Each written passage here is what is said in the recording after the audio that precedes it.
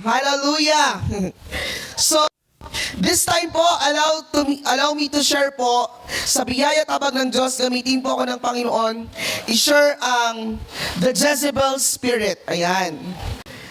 Diba? Madalas po natin tinatopic, the Holy Spirit.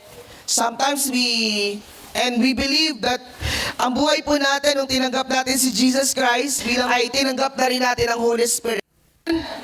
Sino pong tumanggap kay Jesus Christ as Lord and Savior? Be proud and taas mo ang kamay. Praise the Lord. So, lahat po tayo tumanggap kay Jesus Christ. Lahat po na tumanggap kay Jesus Christ, sumigaw ng Amen!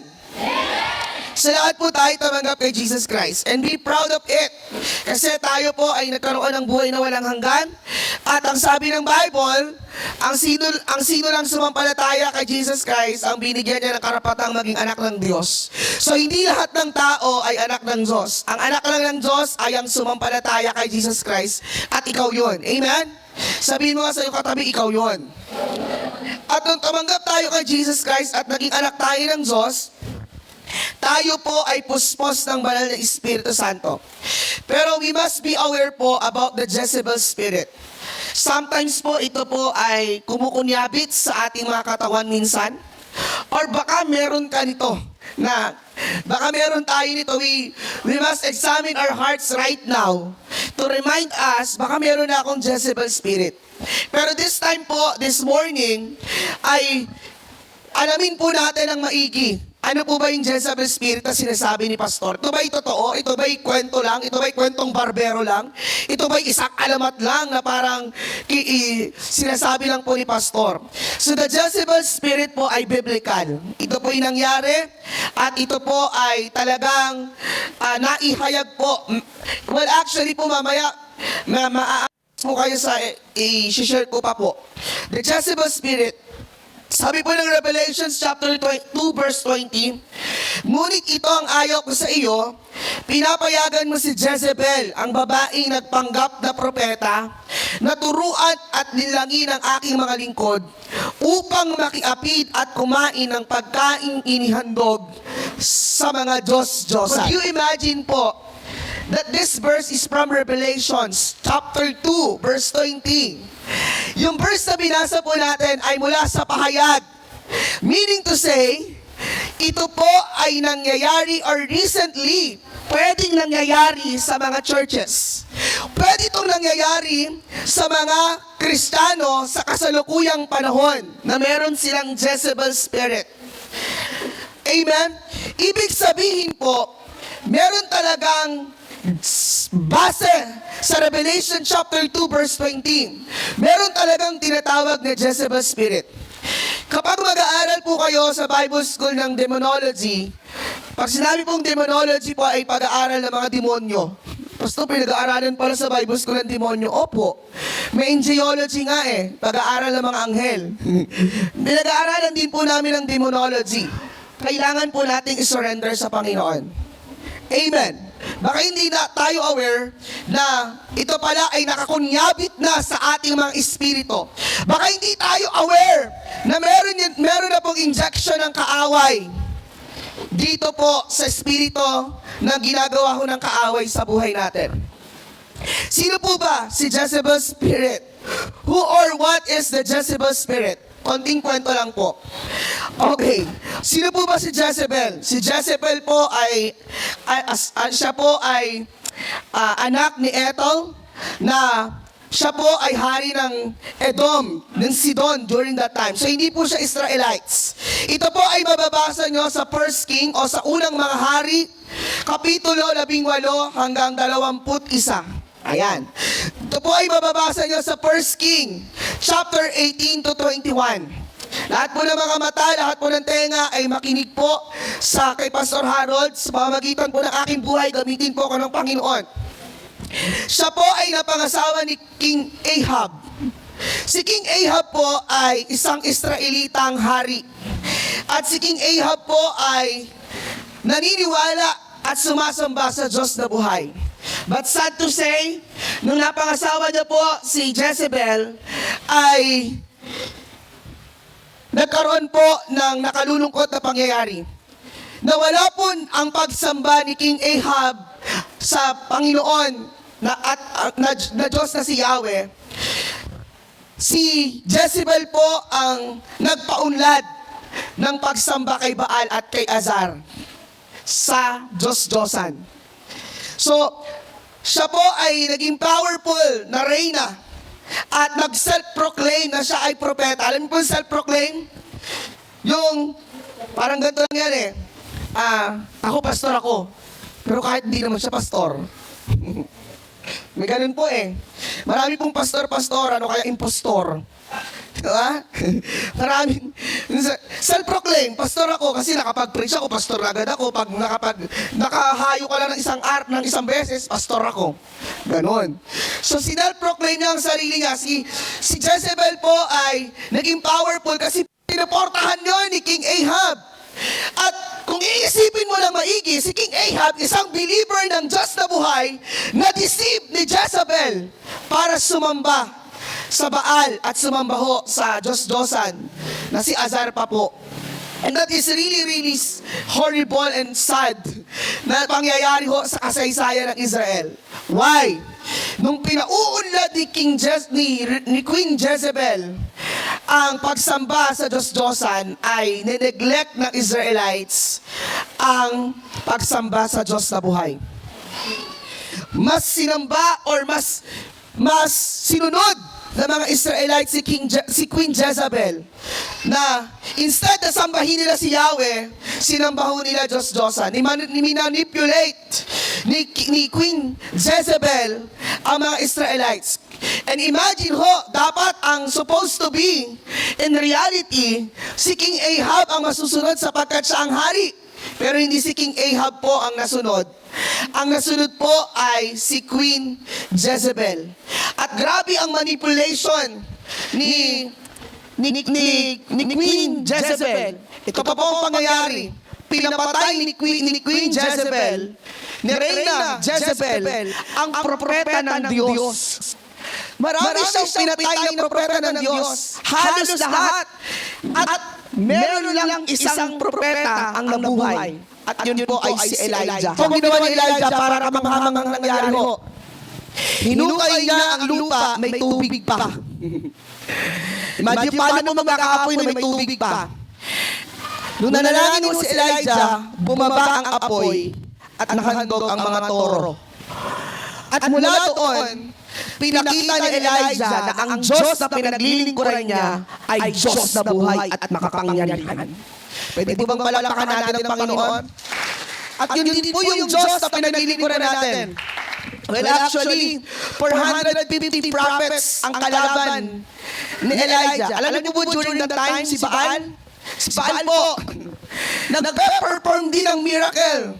Nagpe-perform din po ng mga mahika ang mga propetang yon.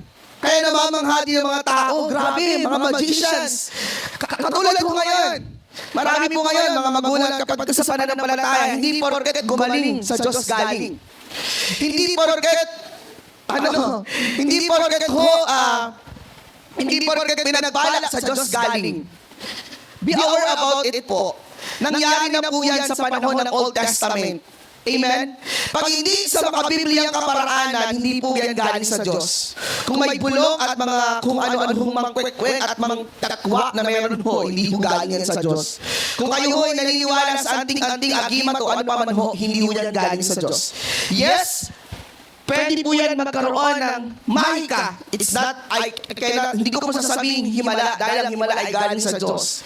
Pero, hindi po yan galing sa Diyos. Amen.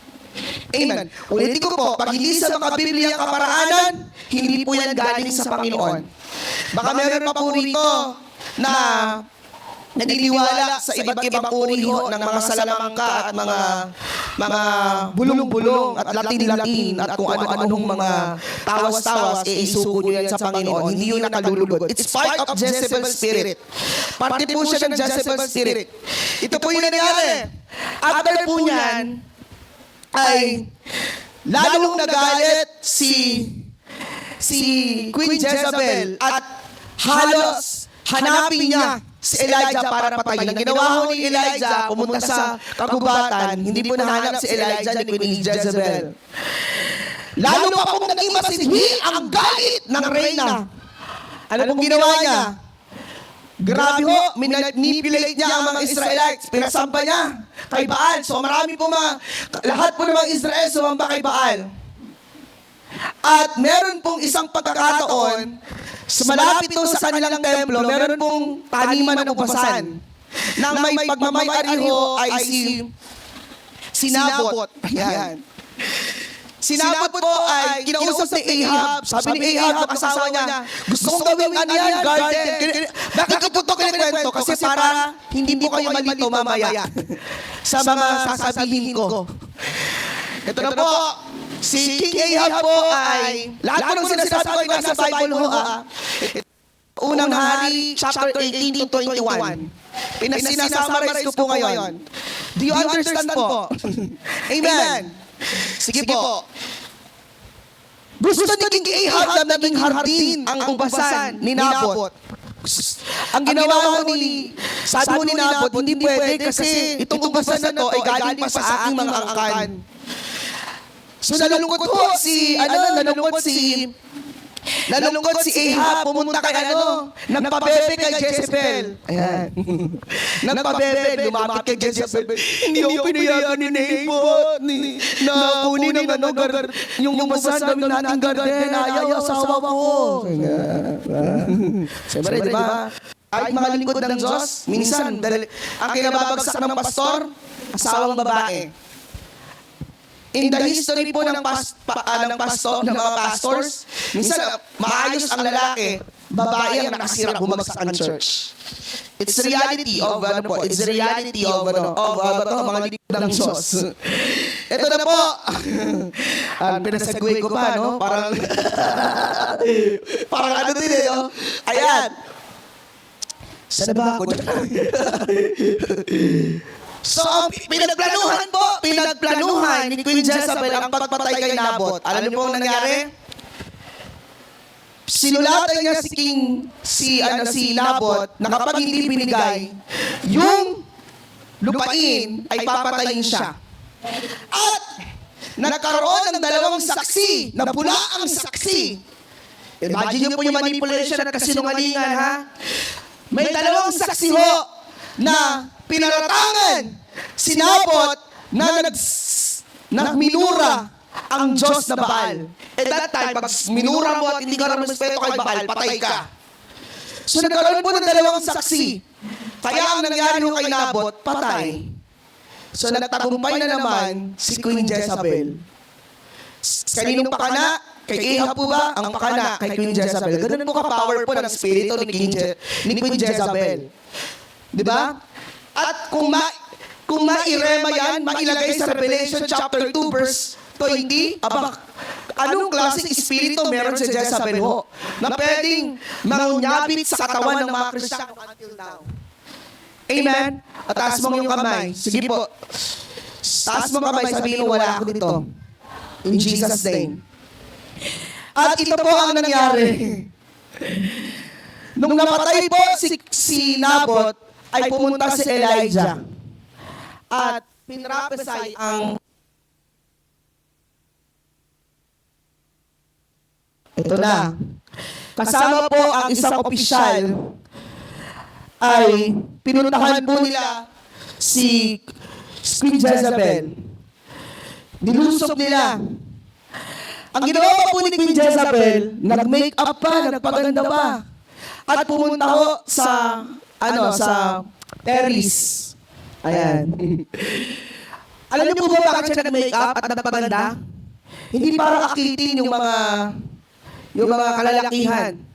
Kasi sabi niya, sino ang naniniwala sa akin? Sabi ni Queen Jezebel. Walang naniniwala sa kanya that time dahil ay grupo nila Elijah. Alam niyo po na sabi nung opisyal, ihulog niyo yan mula sa terrace. Galit din sa kanya yung mga eunuko na kasama niya. Inihulog po si Queen Jezebel. At nung inihulog si Queen Jezebel po, ay ang karwahe na kasama ho ng opisyal ay dinag-anan siya. Nilakaran ho. naging malupit at kahindik-hindik ang kamatayan ni Queen Jezebel, tinapakan po ang kanyang katawan, kinain ng aso. Alam niyo po natira? Bungo na lang at kamay. Ito po ang nakalulungkot. Minanaho ni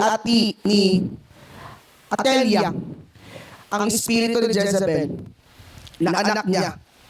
Pero doon pa sa susunod na lang natin topic, i-share. So yun po ang kwento ni Jezebel. And who or what is the Jezebel spirit? Nakakalungkot po, no, yung kwento. Hindi ni Jezebel. Ito po'y summary pa lang. Pag binasa nyo pa po ay marirealize nyo kung gaano katinding espiritu meron ang Jezebel na yan. Jezebel, the pagan queen of influence. Jezebel was a Phoenician. Pag ikaw po ang naging asawa ng hari at hindi ka Israelites, kung anong sabihin ng reyna, ay susundin ng hari. Halimbawa, pag sinabi mo katulad doon na sinabi ni Queen Jezebel, magawa tayo ng templo para kay Baal at lahat ng mga Israelites sasamba sa kanya. Ginawa ho ni King Ahab po iyon. Princess, daughter of King Baal of Sidon, who married King Ahab of Israel in 1 King chapter 16 verse 31 and 1 King chapter 18 verse 21. Sabi po dyan, another slide po, hindi pa siya nasiyang ipagpatuloy ang ginagawa ni Jeroboam. Pinakasalan din niya si Jezebel, anak ni Etbaal, hari ng Sidon, at mula noon, naglingkod siya at sumamba kay Baal. So believer po, believer ho ng Diyos na buhay, si Haring Ahab, compromise tayo. Hindi natin napapakita na tayo po lingkod ng Diyos na buhay kasi we are compromising with them, with our company, with the people around us. Amen?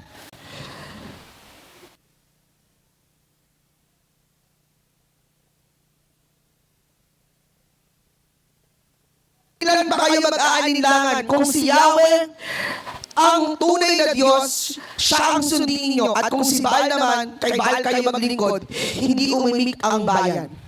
Pero alam niyo po, grabe po, maraming Israelites sumamba kay Baal. Halos karamihan ng Israelites hindi sumamba kay Yahweh at sumamba sa mga Diyos-Diyosan. That's why, alam niyo po, I am very, kung hayagan ko pong sinasabi, at least sinabi ko sa inyo, wala po akong pananagutan sa Diyos. Kayo po na kumakain pa rin ng inihandog sa Diyos-Diyosan ay malaking kasalanan sa Diyos. Praise. Baka kumakain pa po kayo na okay sana kung kapistahan lang ng lugar. Pero kung kapistahan po yan San Roque, San Keme, at kumain po kayo ng pagkain na yan, ay sumamba na rin po kayo sa Diyos na pinaglilingkuran nila. Amen? Kaya ho, hindi naman po tayo legalistic. Hindi po ako talaga kumakain ng pagkain. Inihandog sa Diyos-Diyosan. Amen? Amen? Kaya lutuin natin yon. At don't forget, isang araw lang yon. Para tayong si Peter, praise. Para tayong si Peter na pinagkanulo si Jesus Christ sa ilang minuto lang. Di ba? So, kaya hindi po ako ako po, at dapat tayong lahat. Kaya kung nga po inihahayag, kailangan nyo pong sundin na hindi po tayo kumakain ng mga inihandog sa Diyos-Diyosan, sa mga piyesta nila. Amen. Jezebel in Revelation chapter 2, it is symbolic of a spirit of influence in the church. A symbolic of spiritual corruptions.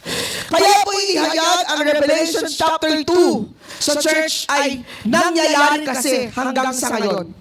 Na merong Jezebel spirit. May manipulations na nangyayari. Amen.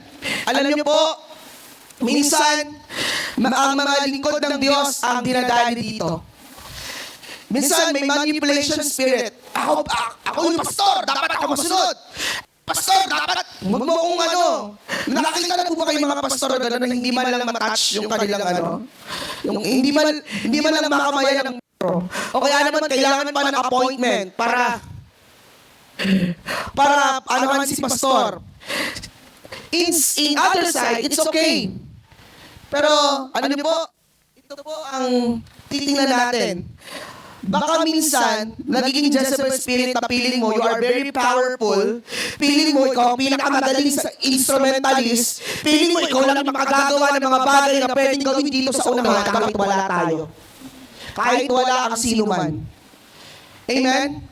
Pwedeng mag-exist po ang God's Loving Kindness Christian Church kahit wala ang Pastor Harold, kahit wala akong pastor. Amen. Meron pong gagamitin at gagamitin ng Diyos. Amen. Amen. Same spirit, different era. In Old Testament, a pagan queen who had leadership promoted idolatry and silenced prophetic voices. Alam niyo po, hindi siya nakikinig lingkod ng Diyos. Ayan. Kapag ikaw ay miyembro ng church at hindi ka nakikinig sa pastor mo, at nasusunod ang sarili mo, at kung alam mo naman, nasa Biblia ang kaparaanan ng sinasabi ng pastor mo, kapatid, baka you have a Jezebel spirit. Hindi mo pinapakinggan ang voices ng mga lingkod ng Diyos. Amen. Si pastor, ano yan? Hindi naman sa kanya hindi naman ako naghihingi ng pambayad sa kanya ng pambili ko ng sigarilyo. Preach about sa sigarilyo. Di ba? Iganto na ako sa mga nagawa niya. Di ba? Preach na preach pastor about sa utang. Gusto kong umutang. Baka may Jezebel spirit po tayo.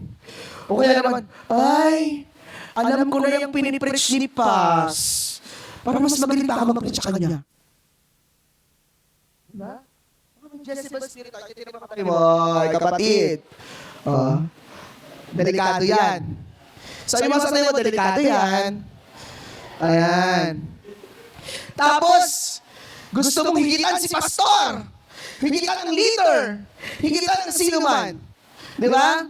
Alam niyo po, if you are umbrella with the man of God, syempre, pangalan nito, you are submissive. Wag lang kang tuturuan ng kasalanan yan. Pag tinuruan ka na ng kasalanan yan, ay hindi lang karapat dapat sundin. Amen. Kapag tinuruan ka yan, sambahin mo ako! Ako si Kibuloy. Diba?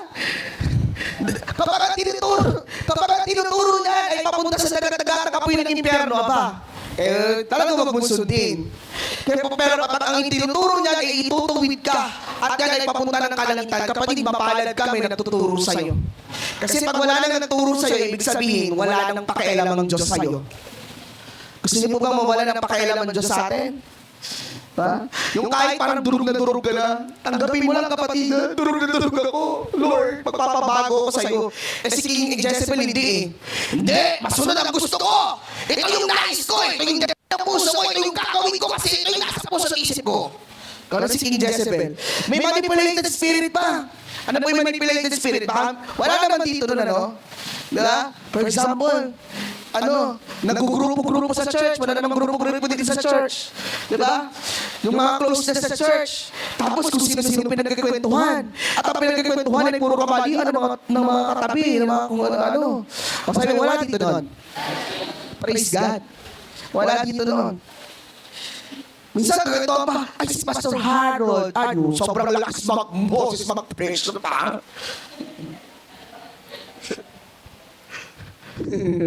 Alam niyo po, baka you have a Jezebel spirit.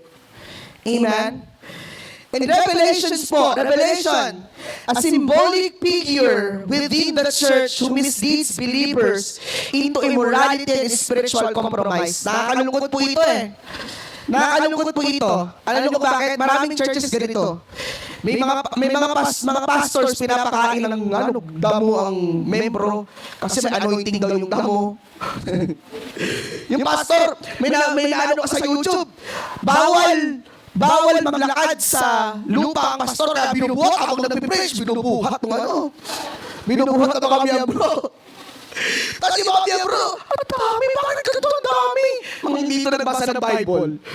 May mga pastors naman po. Meron ako na pastor sa Africa. Nakahilis yung pastor. Parang ganitong lalaki, nakahilis na ganito. Nagpipreach siya, may powerful ba eh. Ito daw yung anointing niya kasi nakahil siya. Sinabi daw ng Holy Spirit sa kanya mag-heals. Oo. Imagine niyo po. Di ba? Be careful about it po. Di ba? Meron pastor, yung tubig na nagaling doon sa swimming pool, binibenta. Dahil may anointing, may healing, anointing at deliverance. Yung mga tao na, pag uminom, yung mga ganun, daw naniniwala doon. Kasi wala sa Bible. Hindi yun biblical. Amen. Di ba? Ang biblical, totoo naman muna pupuspos, pero ang biblical ay magpatong ng kamay, mabaptize ng Holy Spirit, mapupuspos. Hindi yung galing doon sa swimming pool. Hello?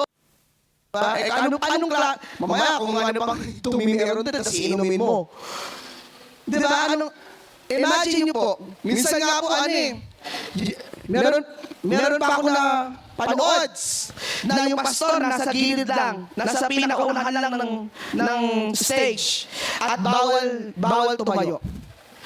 Pagsisilbihan ng mga miyembro talagang yung mga ginto pa naman po yung pangkakapal kadena na ata yung ginto sa kakapal ng mga ginto, ngiping ginto, kwintas ginto, lahat po, buti na lang silver lang. At mga kamay, yung asawa! Ayan. Parang, yung iba dito parang hindi proud na asawa niya yung asawa niya. Sino ba dito may asawa? Itaas mo kamay! Ayan. Alam niyo po, kapag kinokontrol niyo ang asawa niyo para hindi mapulpil ang kalooban ng Diyos sa buhay niya at minanamanipulate mo yan, babae ka man o mapalalaki ka man, kapatid, you have a Jezebel spirit. Amen?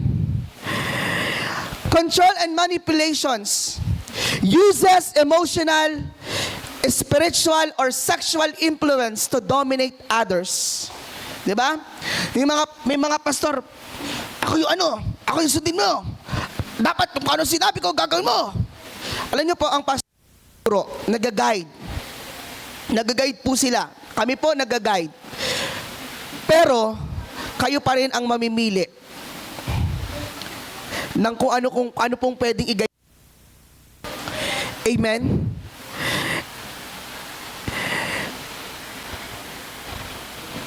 Ang spirito po ng manipulations hindi lang sa pastors, even sa mga church. Yung tipong napasunod niya yung may ganito pong pangyayari sa church. Yung espiritu ng chismis, 'di ba? Yung bida-bida ka sa church, feeling mo ikaw magaling, 'di ba? Feeling mo ikaw lahat ng gagawin mo perpekto, lahat feeling mo ang mas better yung pwedeng mangyari kapag ikaw ang nakatayo dun sa unahan. Kapatid, it's part of Jezebel spirit. To dominate others. Gano'n mo, tas ganito ganyan. Delikado yan, kapatid. Na manipulahin mo ang isang tao at yung sarili mong kalooban ang masunod sa buhay niya. Delikado po. Amen. Okay lang sana kung ang influence na nai-influence mo sa kanya ay papunta sa Panginoon. Pero kung nai-influensyahan siya ng bagay na pangmundo, delikado po yan. 1 Kings chapter 21, manipulating Ahab to commit injustice. Minanipulate po ni Reyna Jezebel si Ahab. Diba? Minanipulate niya, pinaniwala niya. Maraming ganun po eh. Nangyayari po ito, reality sa church. Dahil may Jezebel spirit yung tao, pinaniwalaan na ng buong church. Wala na. Warak na ang simbahan. Amen? Alam niyo po, tayo pong mga anak ng Diyos, we are part of this body ng simbahan. Amen? Kung may nakikita po tayong pwedeng i-improve ng simbahan, o kaya naman po nakikita po tayo, there's no perfect church. Amen? Agree? Wala pong perfectong simbahan. What are we going to do? Pray. Pray. Amen? Kung yan ay dadaling ka sa dagat-dagat ng apoy ng impyerno, alam mo na hindi ka pupunta ng langit sa pamamagitan ng buhay na yan, o kaya naman wala namang leading ang Holy Spirit. Kapatid, sige, let it go. Pero kung mga minimal lang yan na na pwedeng iayos at kailangan mong iluhod sa Panginoon. Let it be, kapatid. Ipanalangin. Ipanalangin po natin. Amen. Sino po dito nagpe-pray para sa kanyang pastor? Pinagpe-pray niyo po ba ako? Much appreciated po. Diba? So, pangalawa po, rebellion against authority. Ayan. Alam niyo po, kung meron po kayong mungkahe, pwede niyo naman pong sabihan kay pastor. Pero, yung mag-rebel tayo sa pastor, delikado yan. I-rebel din natin yung sarili natin sa pastor, na alam nyo naman, na nagpapastor talaga ng maayos. At nagpapastor ng, o kaya naglilingkod ng maayos. O kaya naman, may leader kayo. Yung mga DJ heads nyo, o kaya yung mga leader ng ministry heads. Yung mga nanay, tatay, mga kabataan. Meron po bang sasayaw ng mga tatay ngayon? Ayan. Pati, kayo po ay taga-suporta ng pastor. Hindi po kayo kaaway ng pastor. Suportahan niyo po ang inyong mga pastor. Mahalin niyo po dahil this is Pastor's Appreciation Month.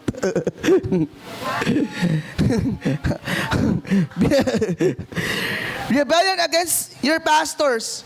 Diba? Ay, si pastor di magaling mag-English. Diba? Doon na lang ako sa magaling mag-English. Ay, yung church si pastor, hindi di aircon. Doon na lang ako sa may... Diba? Delikado yan. Amen? Baka may Jezebel spirit po tayo. O kaya naman, binabypass mo si pastor. Desisyon ka ng desisyon. May mamema ka. Without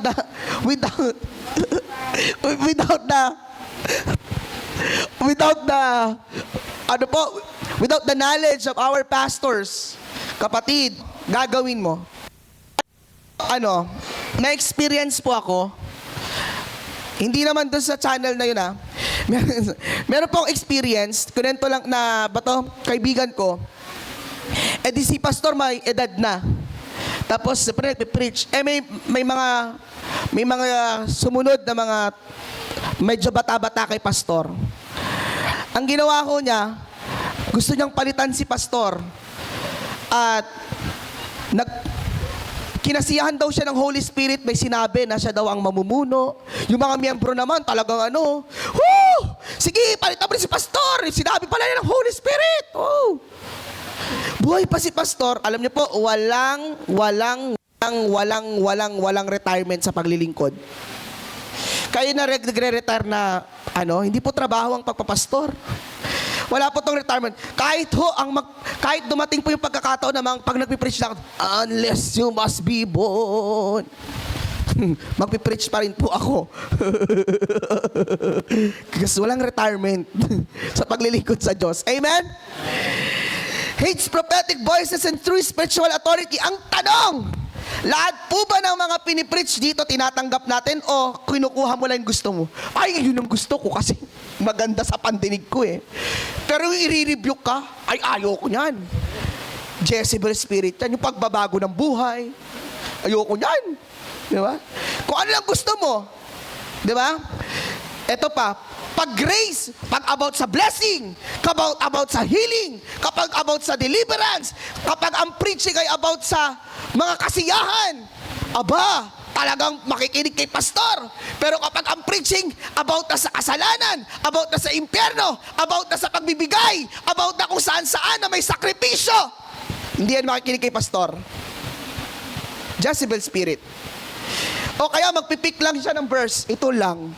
Sabi ng Lord, ligtas naman ako, tanggap ako kasi tumampalataya lang ako sa Kanya. Hindi na binasa ang Matthew 7:7 na hindi lahat na nagsasabi ng Panginoon, Panginoon maliligtas. Sino pong ganon? O tingnan mo yung katabi mo, sa'yo mo, kapatid, hindi ako yun. Medyo lang.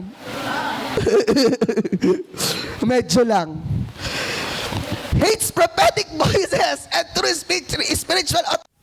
Especially in spiritual settings. Ayan. Kapag ako po nagturo sa inyong sambahin ako, kunin nyo na ho lahat. Kunin nyo po sa akin ang papel ng lupa ng simbahan at mag-iba po kayo ng pastor. Kapag nakikita nyo ho ako na pangalan nito, na ang pastor nyo po ay tinuturuan po kayo, kahit magkasala kayo, sige lang, go, go, go lang. O kaya lang, ang pag pinipreach ko lang dito, receive the blessing! Kahit wag ka mag-effort sa Lord, kahit hindi ka magtanim sa Lord, kahit hindi ka maglingkod sa Lord. Naku, alisin nyo na ho ako magpastor. Kasi hindi ko na tinuturo ang tama sa inyo. Amen? Amen? Kidding aside po, no, totoo po, kapag tinuturuan ko na po kayo ng maling pananampalataya, i-ano nyo na ho ako, baka may Jezebel spirit na ako. Pero as long as na itunuturo ko po ang truth, kayo po ay makinig. Kasi pagdating natin sa langit, wala po akong pananagutan sa inyo. Dahil nasabi ko ang lahat. Amen? Masaktan man kayo, ituwid man kayo, paaring pwede kayong magtampo sa akin. Pwede kayong, ayoko yan. Kapatid, makinig po't sumunod din. Ito po, false teaching and seduction. Na, advance pala ako ayan. Lures others into idolatry, immorality, and compromise. Alam niyo po, kapag ang church natin dito ay entertainment lang. May, sa YouTube nga, again, sorry po, no? Sa YouTube ay nakikita ko ang praise and worship nila, parang nagrarakrakan eh. Oh, hallelujah! Tapos yung nag-ano pa, pangalan yan. Hindi na pupuspos yun ha, yung minsan, nandun pa sa may bakal, parang nagbabar na bang sila, tapos parang dupi. Ang bihira. Kapatid, kapag ang tinuturo ko ho sa inyo, sige lang, kayo po ay magbabad sa gadget, kayo ay magbabad sa panonood ng TV, magbabad kayo dito sa mundong to. Kapatid, pwede niyo po akong ialis. In Revelation chapter 2 verse 20, by her teaching, she misleads by servant. Pati yung mga totoong lingkod ng Diyos na misleads niya. Amen? Alam niyo po, sorry to say po, no? Di ba ho, si Apollo, alam niyo po ba yung story ni Apollo Kibuloy? Ito pong history niya. Si Apollo Kibuloy po, napagaling mag-preach. And during that time, they are very powerful in prophetic. Very sharp in prophetic. Ganito, hindi niya ginaid ang puso niya, naging mapagmalaki siya. Naging parang tipong ang tingin niya sa sarili niya ay hihigitan niya ang Diyos. Nag-prophesy po siya na this day and this month and this year, darating si Jesus Christ. Ito na po nangyari. Hindi dumating. Kasi sa ginawa, nagkulong daw siya sa kwarto, nagpasting daw siya, tapos may revelation daw ang Lord sa kanya, ganyan-ganyan. Ito daw ang date, itong araw, itong year, darating ang Panginoon. Hindi po dumating. Alam niyo po nangyari kay Kibuloy? Lumabas ng congregation, ang sabi niya, dumating na si Jesus Christ through my life. I am the appointed Son of God. Kung nagbabasa ho ng Bible talaga, walang sino mang makakapag-prophesy kung kailan darating ang Panginoon. Kahit nga, ngayong oras na to habang nagpipreach ako, pwedeng mag-rapture di ba? Sinabi niya, I am appointed Son of God. Ang nakalulungkot po, napakadaming tao sumunod sa Kanya.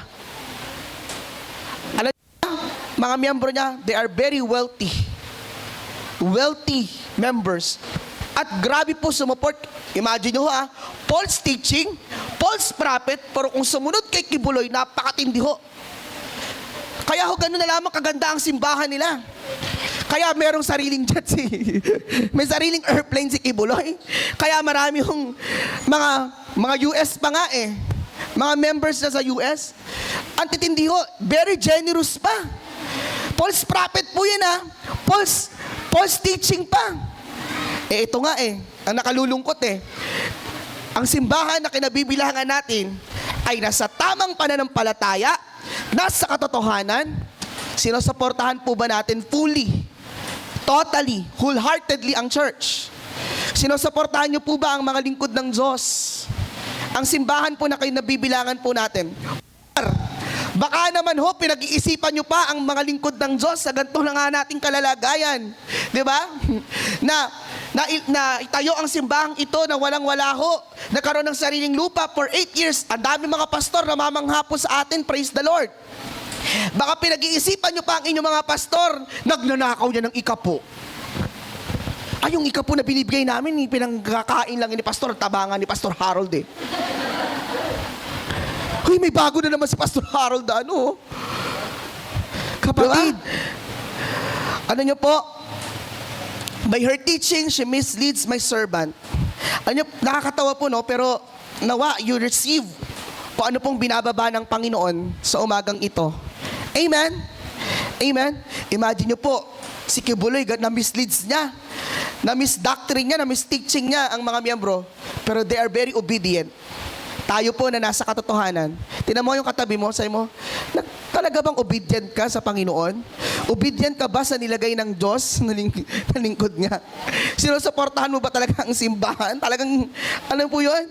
Naging generous ka ba sa gawain ng Panginoon? Amen? Number po, pride and self-promotion. Pride, very prideful siya.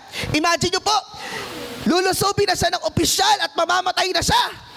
Ang ginawa pa ho ni Queen Jezebel, nag-makeup pa, pumunta pa sa tarangkahan, sa bintana, at sinabi niya, sino ang naniniwala sa akin? Ano nyo po, pinakita niya na powerful siya, kaya siya nagsuot ng maganda at pinakita niyang powerful siya sa mga tao. Pero ano pong ginawa sa kanya ng Panginoon? Binagsak. Pinahiya. Mas miserableng kamatayan ang nangyari sa kanya. Hinihulog siya ng mga eunuko, kinain ng aso ang kanyang katawan, bungo na lang at kamay ang natira. Mamamatay ka na lang, wala pang dangal. Ay, that's self-promotion! Pride. Spirit of pride. Alam nyo po, palagi nyo pong iisipin, hindi tayo palaging tama. Amen? Hindi tayo palaging tama. Na kahit maraming mali ang inyong magulang, wala po tayong karapatang i-dishonor sila. Amen?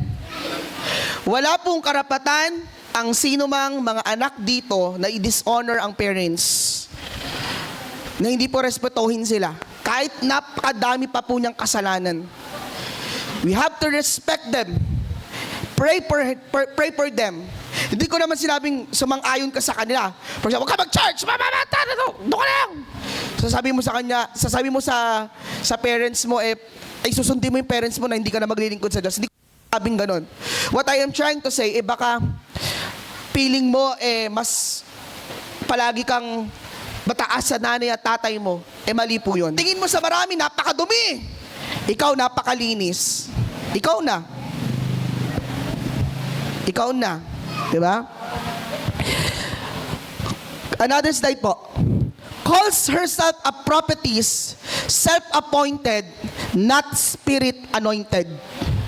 Ay, nakakalungkot. Maraming ganito. Pastor daw sila. Nagtayo ng church. Kung ano-anong tinuro. Kung ano-anong nangyari sa simbahan. Yung mga unbeliever na nakakilala sa Panginoon naging worse. Why? Because nag-self-appointed lang. Iba po yung inordain at talagang alam mo may pahid ka ng pagpapastor sa nag-self-appointed ka lang. Wala po dito sa church dito pero nangyayari po ito. In reality, nangyayari po ito. Hindi porket nag-preach, pastor na yon. Alam niyo po ba ang gawain ng pastor? Tingin po kay Pastor Harold. Ito po yung gawain ng pastor. Pag tinignan niyo ako. Joke lang. Ang pride, ano? Ang pride. Ang gawain po ng pastor ay mangalaga, magturo, at ipastoran ho kayo. Mamastol. Kaya nga ho, kami mga miyembro, dalawa lang po ang miyembro namin. Isang tupa at may topak. O, tingnan mo yung katabi mo. May tupa ba yan o may topak? O, sige, tingnan mo katabi mo, kapatid. O, sabihin mo sa katabi mo, yes, tupa ka nga. Ayan. Tupa. Tupang-tupa ka sa iyo mga kapatid. Tupang-tupa ka. Ayan. Susunod ka sa mga lingkod.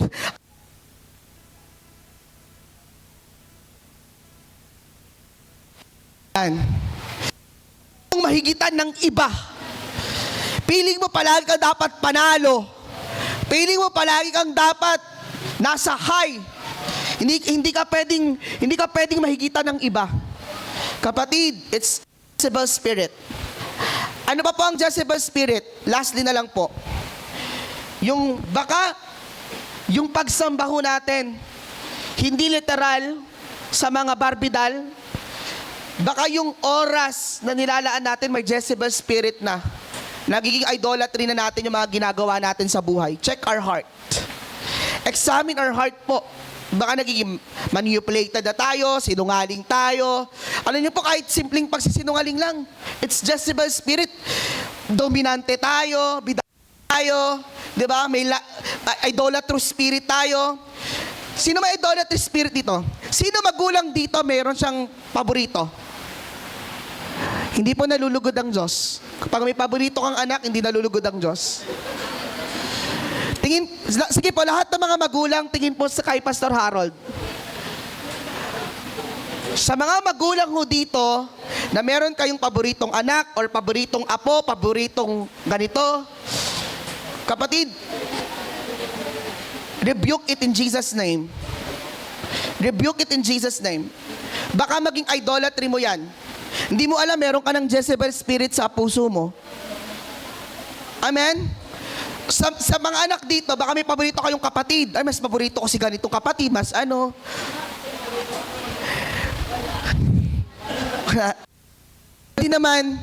Pwede naman siguro na wag kang makipag-compromise. Ibig sabihin, wag mong gawin kung ano yung gusto niya, pero wag kang makipag-compromise. Kumbaga, wag mo namang i-ignore yung taong yon. Amen. Lastly po, dito magtatapos. The Jezebel spirit is not just a person, it's a pattern of spiritual warfare. Yung ginagawa ho natin sa buhay, baka may Jezebel spirit. Pag nauuna natin ang cellphone kaysa manalangin, Jezebel spirit yan. Pag nauuna si TV kaysa sa Panginoon, Jezebel spirit yan. Tamad ka mag-church, Jezebel spirit yan. Tamad ka magsimba, Jezebel spirit yan. Let us examine our hearts and be aware of the Jezebel spirit. Ano pa ang Jezebel spirit? Lastly na lang po. Baka meron kayong silosong puso at silosang puso. Whew! Hallelujah! Jealousy spirit. Baka tingin ka ng tingin sa kapitbahay mo, bakit siya may ganito, bakit ako wala? Kapatid, you don't need. May bibigay ang Diyos na mas maganda sa'yo. Amen? Amen? Christian pa naman ako, bakit siya ang taas ng bahay? Ako hindi, ang bahay ko kapatid, okay lang yan. At least, hindi ka kontra.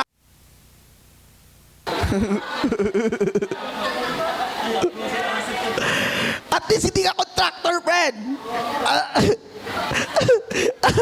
At least, di ba? Nasa Panginoon tayo. Amen. Ay, just joking lang po yun, ha? Just joking lang. Pwede po bang palakpakan natin ang Panginoon? Hallelujah. Let us examine our hearts and be aware of the Jezebel spirit. Shall we rise in the presence of the Lord?